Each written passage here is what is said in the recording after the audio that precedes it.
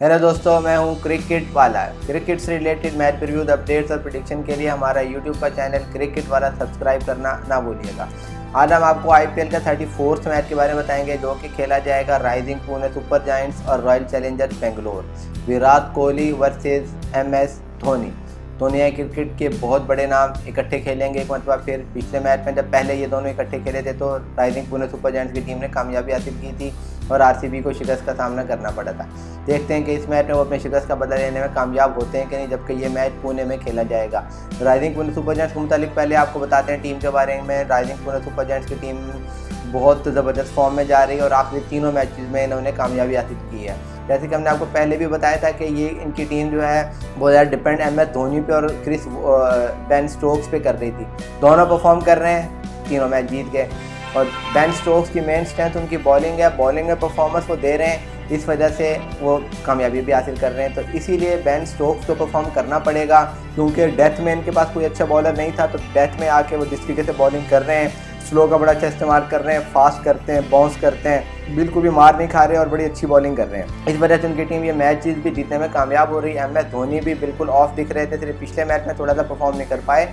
इसके अलावा बाकी दोनों मैच जो कामयाबी हासिल की है उन्होंने MS धोनी की वजह से फिनिशिंग टच उन्होंने दिया, टिपिकल अपने स्टाइल में मैच भी दिखाया उन्होंने। तो ये इनके RPS के लिए बड़े खुशाइन है कि MS धोनी और बेन स्टोक्स फॉर्म में आ चुके हैं। इसके अलावा थोड़ा सा आपको परेशानी का बायस इनके कप्तान स्टीवन स्मिथ बने हुए हैं, जो कि परफॉर्म बिल्कुल नहीं कर पा रहे हैं। सिर्फ पहले मैच में परफॉर्म किया, उसके बाद बिल्कुल ही परफॉर्मेंस उनकी ज़ीरो जा रही है। थोड़ा सा उनको अपनी बैटिंग पर तवज्जो देनी होगी, परफॉर्म भी करके दिखाना होगा। कप्तानी के साथ साथ बैटिंग में भी परफॉर्म करके उनको दिखाना पड़ेगा। बेन स्टोक्स को थोड़ी सी बैटिंग पर तवज्जो देनी होगी, क्योंकि बैटिंग में उनकी सपोर्ट अच्छी हो जाती है जब वो एंड में आकर 3-4 ओवर में अच्छी विकेटिंग करके बड़ी क्विक 50 स्कोर कर जाते हैं, तो उससे टीम को काफ़ी सपोर्ट मिलती है। तो बेन स्टोक्स को भी बैटिंग में परफॉर्म करना पड़ेगा। इसके अलावा जो दूसरी परेशानी है इनको, वो अजिंक्य रहाणे है। अजिंक्य रहाणे भी 25-30 रन कर आउट हो जाते हैं, अपनी इनिंग को बिल्कुल नहीं कर पा रहे हैं, बड़ी जल्दी आउट हो रहे हैं, गलत बॉल हैं, बॉल्स को पकड़ नहीं सकते, पकड़ने में नाकाम रह रहे हैं।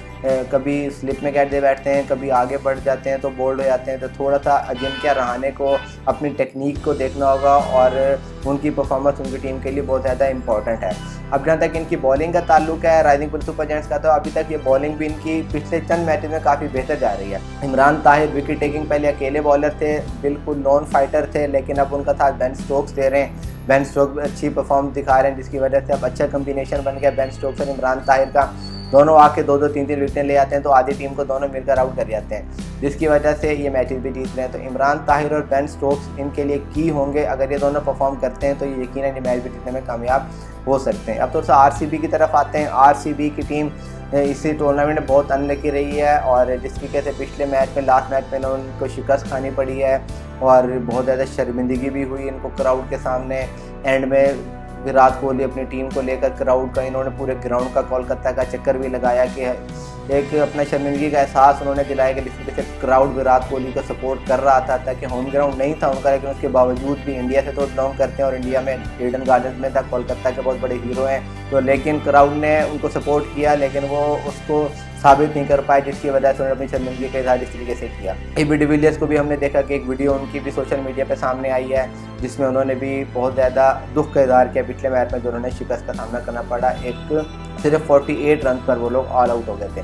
तो थोड़ा सा इनको तवज्जो देनी होगी। और जहाँ तक मैं समझता हूँ क्रिस गेल को अब ड्रॉप कर देना चाहिए। क्रिस गेल पे जो बहुत ज़्यादा विराट कोहली डिपेंड कर रहे हैं, अब उनको ये एक स्टेप उठाना पड़ेगा और क्रिस गेल को बाहर बिठाना पड़ेगा और शेन वॉटसन को खिलाना पड़ेगा।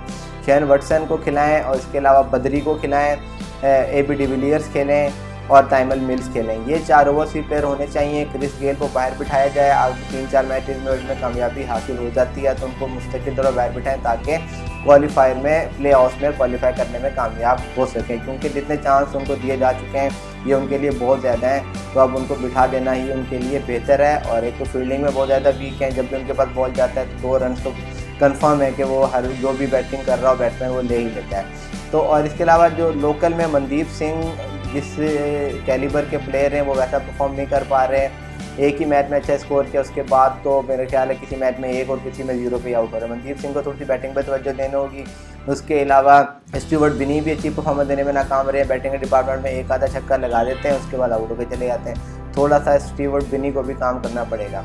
बॉलिंग का डिपार्टमेंट जो कि इनका वीक समझा जा रहा था वो काफ़ी ज़बरदस्त परफॉर्मेंस दे रहा है। स्पेशली अगर हम देखें तो अरविंद बड़ा अच्छा परफॉर्म कर रहे हैं, मिल्स बड़ा अच्छा परफॉर्म कर रहे हैं, जो सब उनके सबसे बड़े स्टार हैं बॉलिंग के, युजवेंद्र चहल ज़बरदस्त बॉलिंग कर रहे हैं और विकेट्स भी काम लेने में कामयाब हो रहे हैं, ब्रेक थ्रू भी देने में कामयाब हो रहे हैं। अब थोड़ा सा इनकी बैटिंग उनको सपोर्ट करना चाहिए ताकि प्ले ऑफ में क्वालिफाई करें। इनका प्ले ऑफ में क्वालिफाई करना बहुत ज़रूरी है। इनकी टीम में बहुत बड़े बड़े नाम है, वरना क्राउड बहुत ज़्यादा डिसअपॉइंट हो जाता है और मैच देखने के लिए ज़्यादा लोग नहीं आते। अगर Virat Kohli, AB de Villiers, Shane Watson, Chris Gayle जैसे प्लेयर परफॉर्म प्ले ऑफ में नहीं होंगे तो यकीनन काफ़ी क्राउड कम हो जाएगा और लोगों की जो एंटरटेनिंग का जो ज़रिया है वो कम हो जाएगा। इस वजह से लोग मे भी के मैच देखने के लिए ना आए। तो अब थोड़ा सा टॉस की तरफ जाते हैं। जहाँ तक टॉस का ताल्लुक है तो टॉस की अगर जीत जाते हैं, RCB की टीम टॉस जीत जाती है तो यकीनन पहले बॉलिंग का फैसला करेगी और बाद में बैटिंग की तरफ जाएगी।